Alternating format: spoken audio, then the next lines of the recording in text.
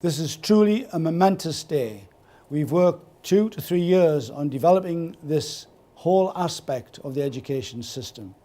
We believe that the role of the education advisors is a critical role to improve the lives of our children and our schools.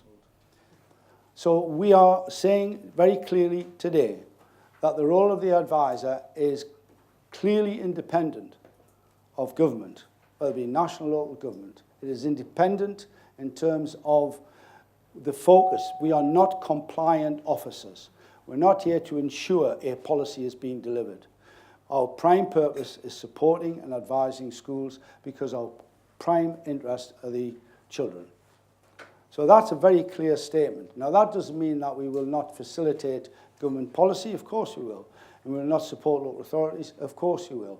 But we still believe that our core function is to provide independent, quality advice which supports schools and colleges.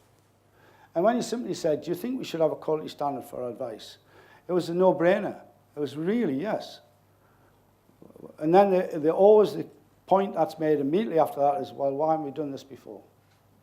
So it's an obvious point that we need to start again, but we can't roll this out on an industrial scale like the SIPs. We were part of, Northern Education and my colleagues, were part of the piloting, and we're Steel, as a local authority, piloting of SIPs. Chris Tweedale, who led the whole programme, is speaking to this week, and we know what happened. They were rolled out on an industrial scale. This will not be rolled out on an industrial scale. We'll build it carefully, we'll maintain quality, and we'll work hard on that.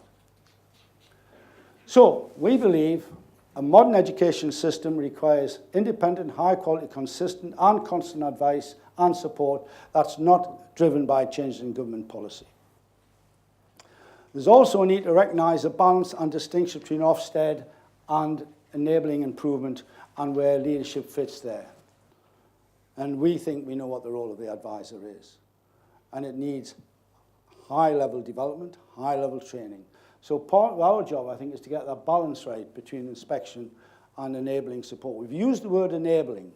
I'm sure it's a great word, but essentially that's the difference. It's about enabling people to improve rather than leading them. That's the jobs of leaders. And inspecting, they check.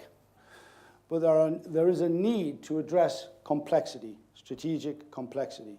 How do you deal with closing a school, merging a school, when you've got the school being a multi-academy trust school, let's say, and the local authority is there, and there needs to be some form of engagement between them both? How do you manage that? There are complexities in our setup. We need advisors who can work at that level.